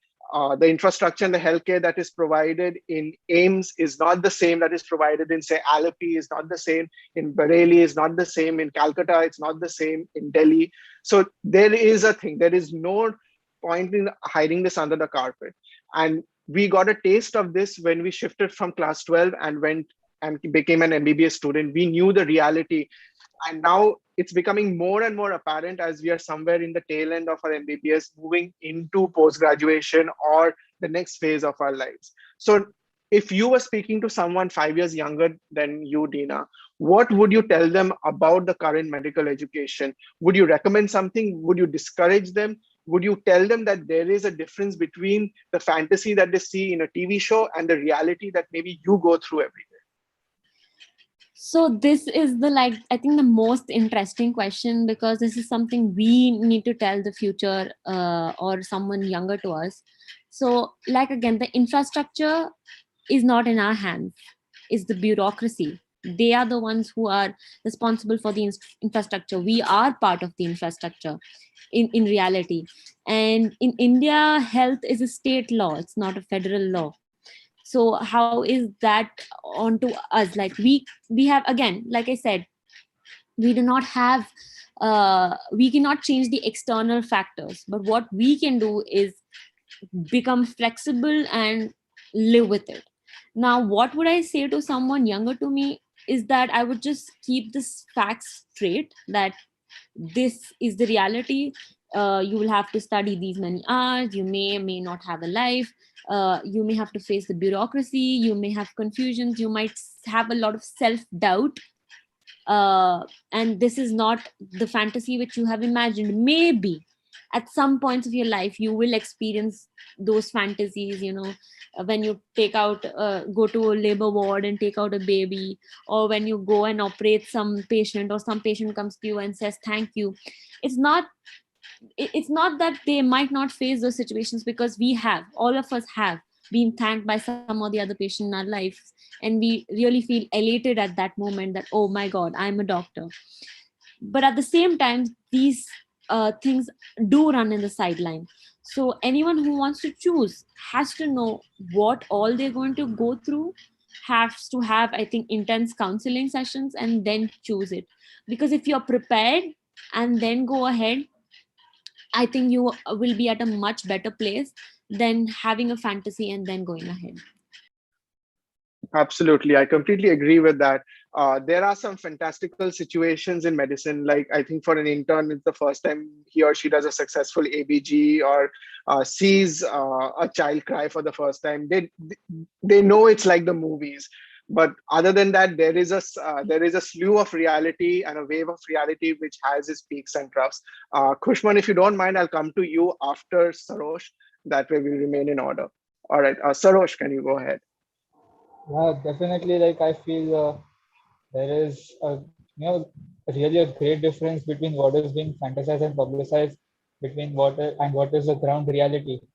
So the thing is that uh, uh, but what I feel is that this social media in today's time, social media is so prevalent and people are so connected to each other. So, but that the aspiring medicos, they have an access to the people who are already medicos, and they tell them about the ground reality of what is going on. So, in a way, we can say that the aspiring medicos are better informed about what they are going to, aspire for. So yes, they are going to take an informed decision. Yes, it will affect their mindset. Some might get scared. They might get intimidated by the fact that it is getting so difficult and tenseful. But the thing is that they will be informed and they'll be more motivated. No, I have to do this. I really wish to serve for the people and give my own give my life helping people. So yes, this is I think a different perspective to this. Like, yeah, thank you.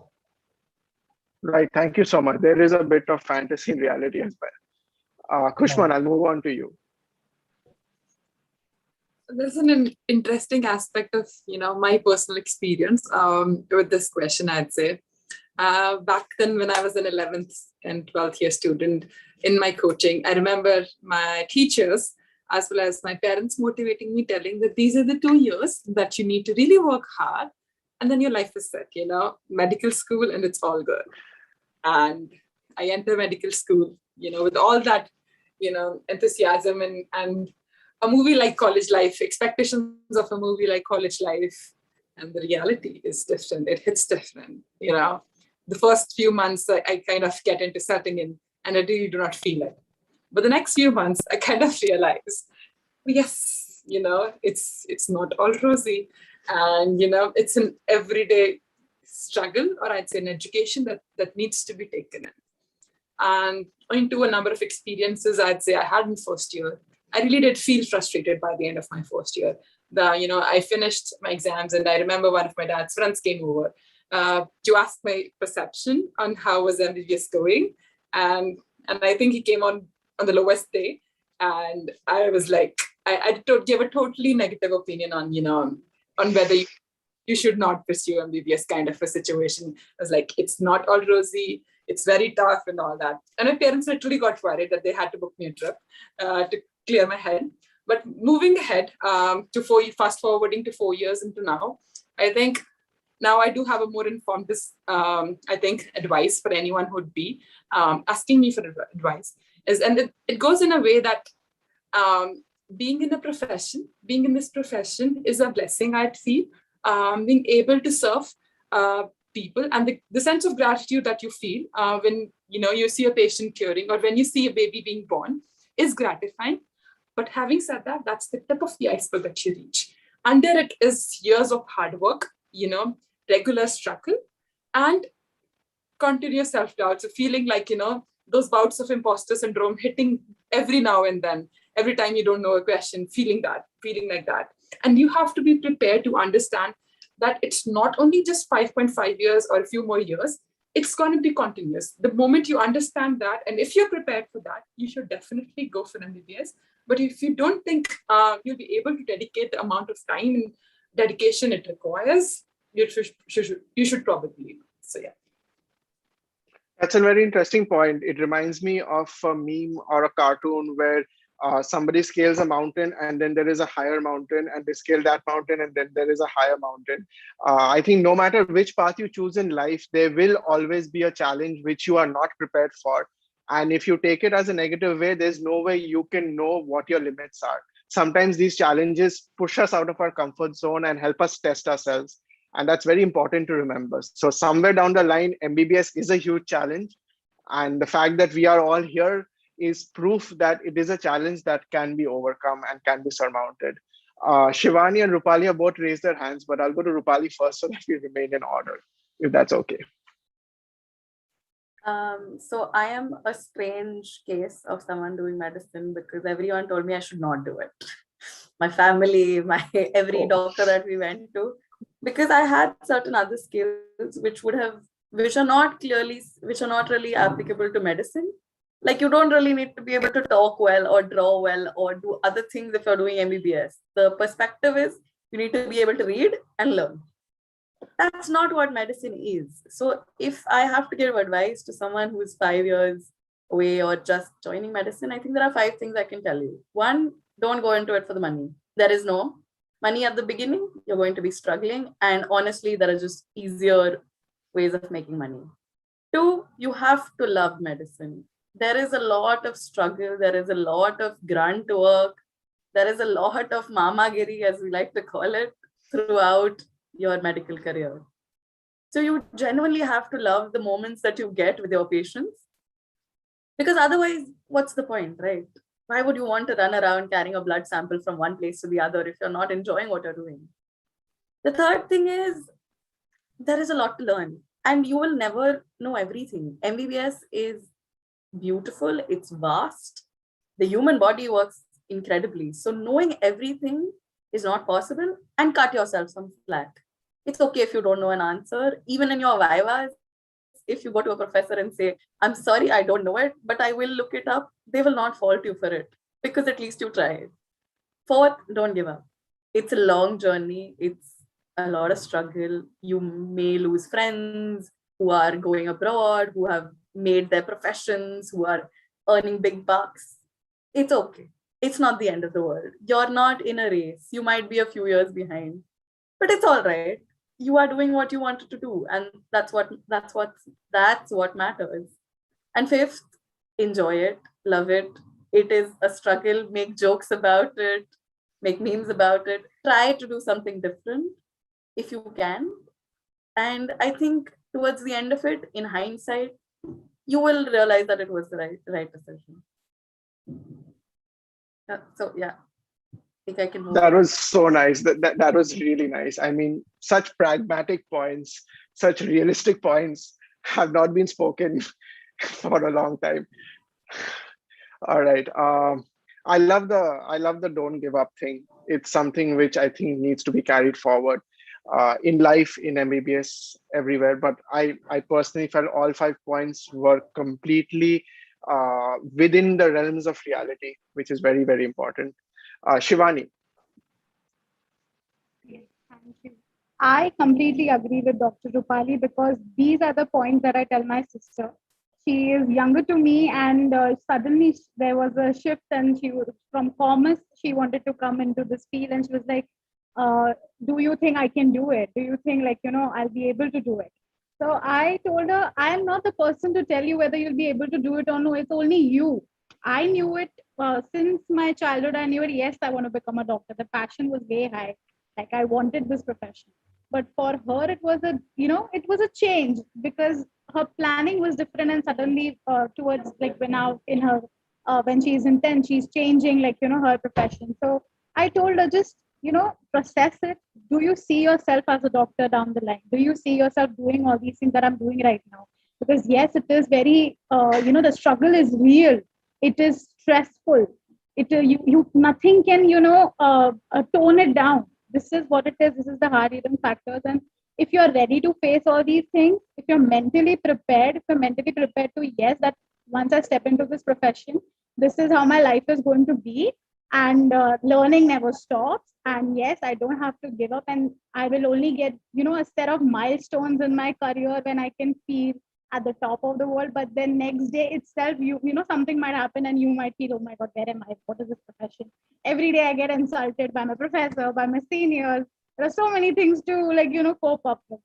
So yeah, I completely agree with those 5 points that she is, you know, systematically she's pointed them out and it was beautifully put through. And that's what I told my sister. And like, you know, then she was like, okay, yes, I feel that I can do it. And even if, like, you know, if your juniors, be it your relatives, be it your cousins or your friends, if they think that somewhere they are about to give up, somewhere they might, you know, feel that, okay, I can't do this anymore. So I think that is the point we need to step up and we need to tell them, no, we need to give them a hand. Yes, you'll be able to do it. Come, I will take you through it, because we've already been there. We've faced all those, the same obstacles. Yes, evolution, like, you know, the struggles might evolve, but at the end of the day, your motivation, your passion, and your dedication, when it wins out, I think so a helping hand, or if we lend a shoulder, or, you know, if we just hold that person for a while and just tell them, ki koi baat nahi, we'll do it, we'll, you know, together we are in this together, right? And that is what we're doing. So that is, at the end of the day, we just have to work in a, like, you know, group and just take each other ahead. That's what I'm going to say. Thank you so much. I think about half an hour ago, I received my first take-home message from this roundtable that was having perspective. And now I've received my second take-home message, that is acceptance. It's very important to accept what is there for you. We'll move on to Salman, and then we'll move on to the last question for this session. Thank you so much. So, you know, as us as medical students and working doctors now, we've always questioned ourselves at multiple points in our career that why are we even becoming doctors at the first place? Why did we even choose to become doctors at the first place? I must say with confidence that after listening to everyone's answers to these questions, they have reaffirmed my decision of loving and marrying the profession I got into. And you know, the pandemic has affected various levels of the healthcare system in our country, and therefore it has served as a domino effect in terms of it taking a toll on young doctors who are working right now. But it shouldn't serve as a barrier for aspiring students to become doctors, and the current health workforce should also realize that it is it's the responsibility on their shoulders. And there will always be people willing to take up this noble profession. And one thing that has always remained constant in medical profession is serving the society. And as it was beautifully put up by all my colleagues, for this question, I don't think I have anything else to add here. Thank you so much. I think if I may speak for everyone here as well as most of the medical fraternity, I think all of us have had a point where we've had a early midlife existential crisis, where whether it was before our final exams, whether it was before a viva, whether it was before our anatomy practicals, whether it was before one of these ridiculous exams that we had to take, is that who am I and what the hell am I doing here? Am I supposed to be here? Is there some place? Is there a part of a multiverse where I'm doing something else and I'm actually enjoying it? But then thank you all for reinstating the faith in medical education. And I hope someone who listens to this will take home a lot. With that, I move on to Sarosh. And Sarosh, I'd like to ask you the last and final question of this panel discussion. This is more like your 2 cents on what can be done. Actually, it's everyone's 2 cents, and maybe together we can get a good dollar out of it. So with next getting announced, and there's a lot of cloudy information about what is the future, about how undergraduates will become postgraduates, and there might be some positive impacts of that, there might be some negative impacts of that, which we've already discussed. You being a part of your organization, seeing a lot of people around you, your medical colleagues, your organization as well, is there any suggestion that you would like to give out to the policymakers, to the people who can make the change right now, onto what can be done to make it easier for you and to make it better for you, more importantly? Yeah, so thank you so much. And what I would say is that the next exam which is announced, it is so unpredictable, as I said before in this meeting. So I feel there are like some advantages, also some disadvantages. The advantages being that it is like the details which are there disclosed about next. So the advantages are that it covers the loopholes of NEET PG. Like it was just a simple NEET PG used to be just a simple exam, just multiple choice questions, sitting for hours on end, and just just one single piece of paper was going to decide whether you're going to get that degree, that seat or not. So now instead of that, there are two phases of next, so which will cover more aspects and it will test more skills of the medico who is planning to go for that PG seat. So yes, in a way, that is more advantageous, and it is really better that they are correcting the loopholes of NEET PG. But at the same time, the limitations as of now, which we can which we get, are that the next there is the details are so unpredictable. As of now, we don't even know who is going to face the first phase of next. That is not yet sure. Most probably the 18 batch. But let's see what happens. So these kind of things, the details are not yet disclosed. Plus, additionally, if there are two phases and they are saying the phase one is going to be a common test for the entire country, and there are many variations, many patterns in the syllabus of different universities across India. So the thing is that it really is challenging for everyone, to come down to same page. And also it is the second phase uh, that is going to be after internship, I suppose. So, and there are very ambiguous details that what is exactly going to happen. So the thing is, there are many limitations, but there are also advantages to it. So yes, it is just, I would say, a necessary evil that next exam is going to take place. Thank you. Next is a necessary evil. On that thought, I'll move on to Dina, who raised her hand. I have two things to tell on this. One is that I do not believe that in our country, medical students are being taken as stakeholders in such an important decision. Our meaningful participation is not there, and while we are the ones who are affected the most. So I think that change should come.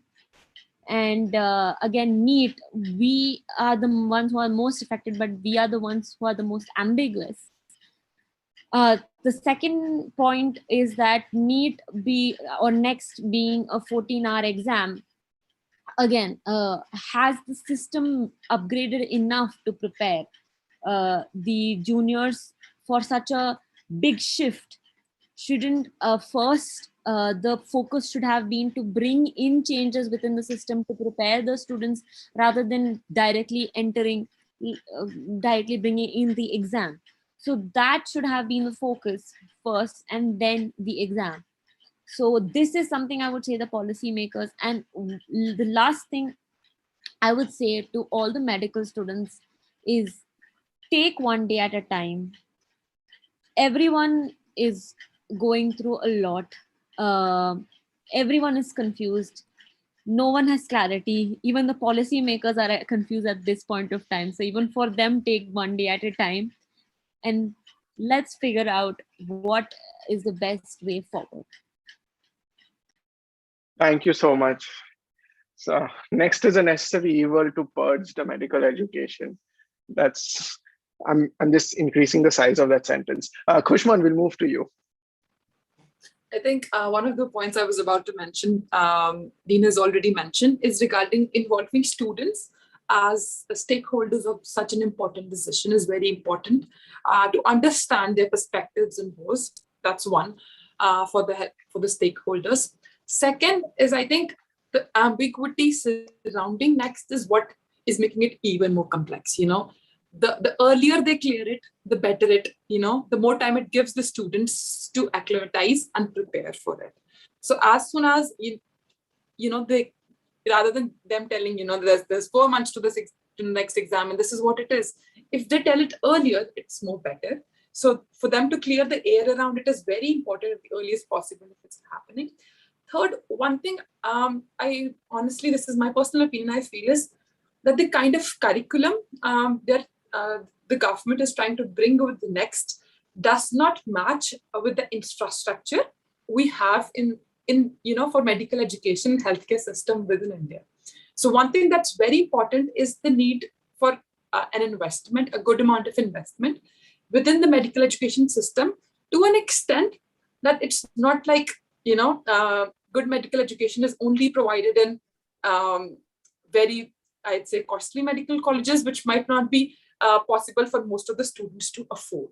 So that is something that's very important and has been lacking within the system. If you're expecting students to be as clinically sound and answer those clinically sound questions in next by being clinically sound, not being theoretically sound, as I mentioned in one of my earlier statements, we need to ramp up the infrastructure, ramp up the investments in the infrastructure for the students to reach that level and to be at par with their counterparts from different countries around the world. So yeah, that's my 2 cents of requests, I'd say, to the stakeholders and the policymakers within our country. Absolutely. And if I may add my 1 cent to that, I feel that seeing the way this fiasco is going on, it would be better if the policymakers would just rip the band-aid. Somehow announcing these statements in part and parcel is something that is not doing well for them. It is not doing well for us, and it's not doing well for the future of education.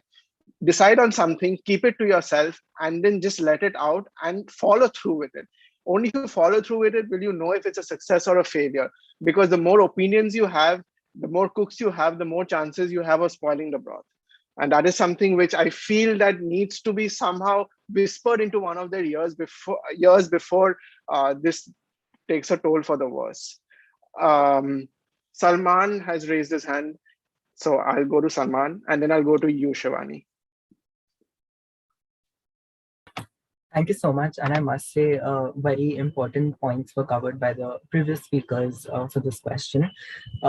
As each coin has 2 sides, I'll quickly cover through the positive aspects and the negative aspects of Next. So the positive aspect of Next is that the format seems promising because it focuses more on clinical aspects and application of basic knowledge. And one doesn't necessarily have to rote learn all the 19 subjects at once. And the format of Next Part 1 roughly seems to be in sync with the question formats of MLE or other competitive exams. It also fits with the MBBS timeline because the students don't necessarily need to go back and study first, second, and third year subjects. Once you're done with final year subjects, you immediately give Next Part 1 and proceed with your internship and electives. The negative aspect, or when we flip the side of the coin, the feasibility of conducting Next 1 in a time span of 3 continuous days is still not very certain. And we still don't know who will be the first batch to give Next 1, as it was previously discussed elaborately in our roundtable discussion. And it certainly will be stressful for the first batch giving it, because they will have to bear the brunt of drastic changes, and most of the changes we aren't very well aware of.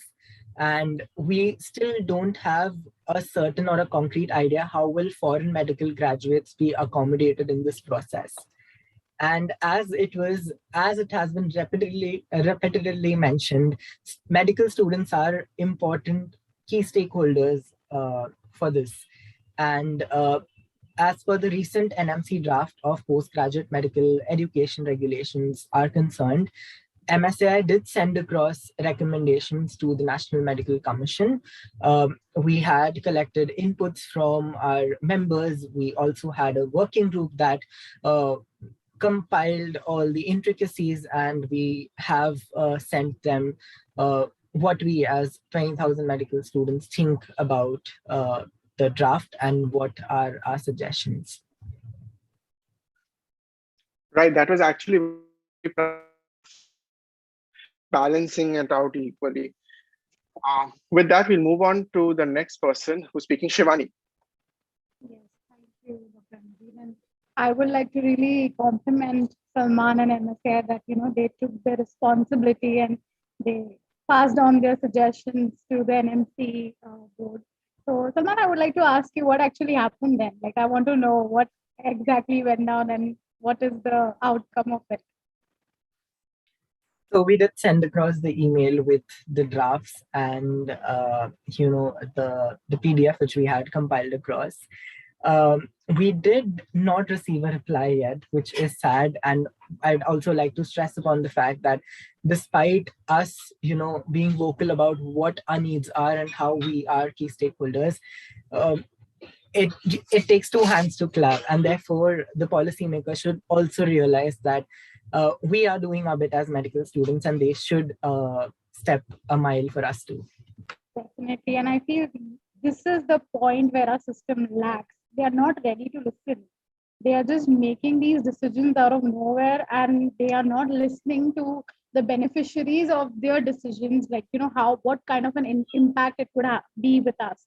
And not just next exam, there are many aspects, but, it will take this discussion towards it will just take a different turn. And I don't want to mention those things.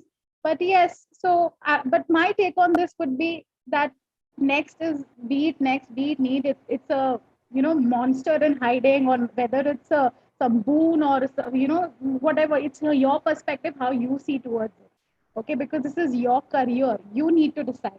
So if you know that being a 2017 student or 2018 student or a 2019 student, that yes, you're going to face this exam, it's it's better if we start preparing ourselves like that. We know that it's going to come, it's inevitable, you can't avoid it. So why, now let's not waste time towards, talking about that what they could have done better, because they're not going to listen, and they are definitely not going to take into consideration what what we as medical students we think. Like, here is an example, like MSA and Salman, they definitely tried, but they're not ready to listen. So what to do? So you just start your preparation from day one itself. Like, you condition yourself that yes, I have to face this. So, and I feel that, as mentioned earlier as well, that yes, we are the collateral damages and we have to take one for the team. But yes, in the longer run, I think so next will be a definitely good change to our medical education. And owing to the the policymakers and the system how India like works, they always take decisions. They always take decisions and they act early, and then they sit and repent about the consequences. This is how it is always. It is in India. So I think so they should start working on this thing. But no matter how much we discuss about it, or no matter how much we tell them, they're not ready to listen, because there are many aspects to these changes. There are political aspects, the financial aspects. There are so many things that come into consideration, and the point what Indian medical students, or the point of view of Indian medical students, it matters. It doesn't matter to them. There are many other aspects such as political power, who is in power, who the financial status, and who can benefit more. So for them, we are just okay. How okay? 2017, 2018, and 2019 batches. You have to face it. We can't do anything about it. And they will, they're enjoying this part. They are just sitting behind and they're just watching the show. So we have to deal with it. I'm sorry, but we have to deal with it. So, yeah. Absolutely. That is the whole truth, that somewhere or the other, they are not that interested in which batch is the casualty and whether the casualties are fatal or not. Somehow they just want to get it done. And that is something that must change. Dina, I'll move on to you and then we'll move on to you last, Rupali. Okay, so I have to add on to something Salman said, and I have to add on to something Shivani said, and kind of disagree with her on some things. Number one, like MSAI and Salman had tried to send in suggestions, we also send in suggestions. Unfortunately, we didn't get a reply either. So what I kind of see like a positive aspect of this is that 10 or 20 years down the like back, none of our parents' generation would come up on, or people from all over the country, or medical students from all over the country, like how we have gathered here to discuss on the medical education system. So no, that generation wasn't vocal. So now we are being vocal. We are being at least, putting in our suggestions. They had given up. They had given up, like, our government is not going to change, but we are at least giving it a try. We are at the back end, we know you're not going to get a reply, but we are giving it a try. So I think this is something positive we can think about, and this is a positive our like perspective we can see. And this is the way forward. This round table is one such thing, a way forward, and this will give all of us more motivation to accept more changes, and as well at the same time be vocal about the changes. And then it becomes a domino effect. It becomes a domino effect, and then the country has to listen. People they can't just shut us up all the time. They have to listen at one point or the other, because if we do not listen and we just walk out of the course, who are going to be doctors? There are going to be no doctors. They have to listen to us at one point of the time. When will that catastrophe happen? That's still a question mark, and that's a mystery. Absolutely, I completely agree. Something that is your thought or my thought together becomes our thought, and from there goes into our action. It is not easy to shut up the youth. It is not easy to brush what we think aside, and a lot of people already know that. Most people are trying to sidestep it, and that is something an initiative like Roundtable or a congregation of such forces together can change. And I'm really happy that you brought that forward. Rupali, we'll move on to you. So as odd as it may sound, in a way, I do agree with the authorities and the people bringing in next, because in all of this, in all the discussion that we have, we sort of forget the why of it being introduced. Like, it's okay, we take it as like a personal attack that, oh no, they're targeting us, my batch, and putting out something completely new that we will have to deal with. But you have to understand that there's a reason for it. When we think of USMLE, we say it with a lot of pride for a reason, because it's a licensing exam that ensures competencies. You look at PLAB, it ensures your competency. When you talk to a student from a government hospital, or you talk to a student from a private hospital, the clinical exposure that they get is worlds apart. The type of education sometimes is much better in private hospitals, just because doctors have time to teach, but they might not be able to see as many patients. So the reason why NEXT was introduced was to ensure that every doctor, no matter where they come from, has those competencies which are required to be met to be a good clinician. So yes, I agree that maybe the approach of bringing it out was wrong. Maybe the way it is sprung upon without considering our opinions and our needs is wrong. But I agree with the authorities in terms of why it was brought out.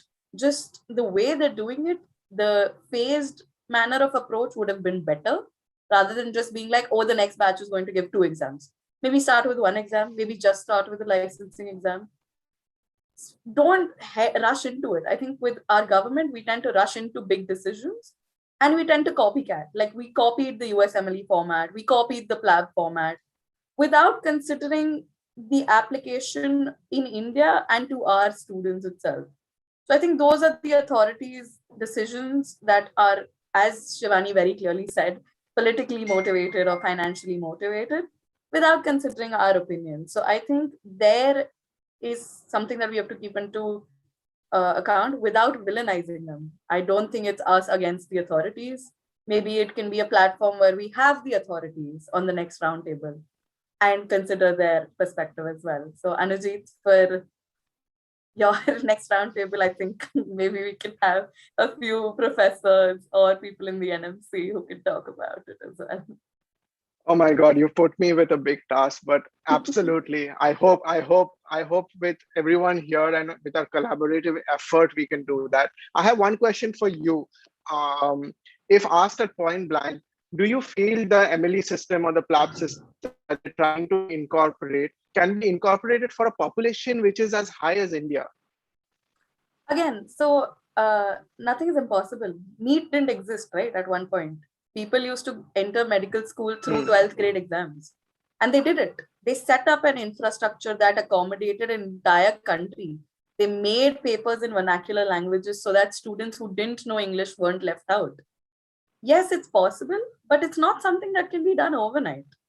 It's something that has to be taken into consideration and brought out in parts, because playing with the students' education is very easy. It's very easy to put out a notification saying, oh, we're going to change the exam pattern, or we're going to go from NEET to CET to state exams to whatever it is. But you have to understand that it is lakhs of students that are being affected. So yes, you're right. It is a task. It is a great task that the authorities have to take into account.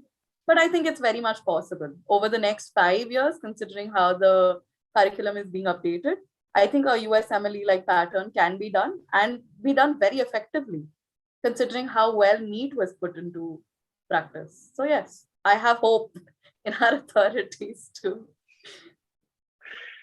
Your hope is giving us hope, and is giving all the viewers hope as well. You are really speaking pragmatically for both sides, and that's really nice to watch. Most of us get very emotional and take it as an attack on ourselves, and maybe that's not the right way to do it. All right, so that wraps it up. Is there any remarks? Is there anyone I've missed out? If not, if so, please tell me. But in the meantime, I would like to thank each and every organization who's been a part of this. Thank you from the bottom of DFC's heart. Thank you, GSN. Thank you, MSAI. Thank you so much, SIMSA. Thank you, Switch India. Thank you, AMSA. And thank you, Clinicase. It's an immense pleasure for our organization and personally for me to be here with such stalwarts and such organizations that are doing great work for the youth in India. And I hope and I pray this will continue going forward. Are there any closing remarks from anyone? Rupal, you had raised your hand. Wait, I'll go to Shivani. Thank you, Dr. Anuji. We should thank you, for bringing us all together. It's a huge task to coordinate and talk to so many organizations and make sure that each and every organization is here today because of your good, management skills and your scheduling skills. So we should really be thankful and grateful to you and Doctors for a Cause team for coming up with this concept of roundtable. And today I am so glad that I've learned a lot of things, and it was a really healthy conversation and an open space, healthy space to talk about whatever you want to. And I hope the viewers who watch this roundtable conference, even they'll have some take-home messages and some things to learn about from us. So definitely, thank you so much, Dr. Anujit and Doctors for a Cause. I would just like to say that. On that note, I would like to mention it is not just me. I do very little of the work. It is a huge team that is continuously popping in and out of this Zoom chat. I'll just name them. It is Arushi, Anurakti, Avik, Shreya, I3, Alina. And if there's anyone I've missed, I'm really sorry. But they've actually put in a lot of effort. You'll be seeing more of them in the future. But it's really a team effort. And I am really grateful to have them as part of the team. Sarosh.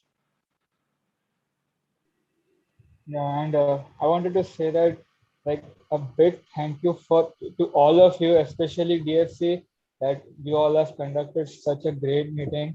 And on behalf of Switch India, we are really thankful that such a great platform is taking place and sharing insights from everyone. And really, I'm so mesmerized that it in my mind that there are so many perspectives to such an issue that it's just thank you. Thanks a lot. Thank you so much. Thank you so much, Sarosh. Kushman, any closing remarks? Just one thing I think I said when we met at the introductories as well is how beautiful it is that so many of us are joining from different parts of the country, different years, and so many different opinions. I personally had so much to learn from everyone today, and I'm really, really grateful on behalf of our organization to have gotten the chance to be part of this panel discussion, as well as for our organization to be part of these discussions in the upcoming months as well. So I'd like to say thank you, of course, to the Doctors for a Cause team. Besides, I'd also like to thank all of my colleagues on the panel discussion, as well as the fellow organizations for stepping up and coming together for a cause like this and working together, besides doing all the amazing work you guys have been doing and inspiring each one of us. I've been personally inspired by everyone's work at one point of time. So thank you. Thank you. Thank you so much. I feel we've grossly overshot our time, but it was not time wasted. And I'm really happy that all of us are together. Can we just switch on all our videos? We'll just take a quick screenshot and then we'll go ahead. So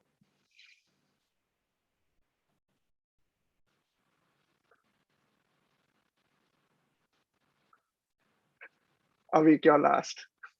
All right, great. All right, so thank you so much. Thank you to all the viewers who are watching. Thank you to all the organizations once again. We'll meet again at the end of this month or the beginning of next month. Thank you, everyone. You can all leave the meeting.